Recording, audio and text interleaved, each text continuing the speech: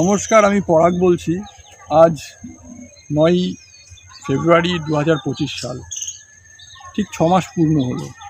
কিসের ৬ মাস পূর্ণ হলো?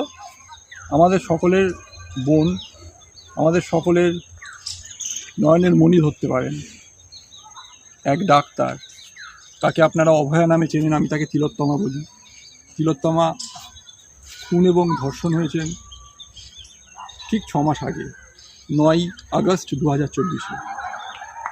আমি কোনো সক্রিয় রাজনৈতিক দলের সদস্য নই, কিন্তু অভয়ের মা বাবা বা তিলোত্তমার মা বাবা সবাইকে বলেছে আজকের দিনে, মানে আজকে ৯ তারিখ শুধু ৬ মাস পূর্তির জন্য না, আজ তিলোত্তমার জন্মদিন।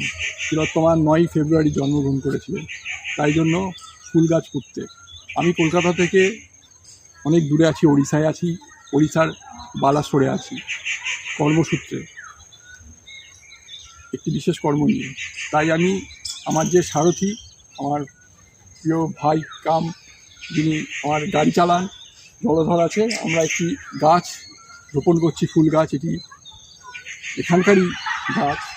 আজকে তিলোত্তমার স্মৃতির উদ্দেশ্যে রোপণ করছি। আপনারা সবাই রোপণ করুন একটি ফুল গাছ।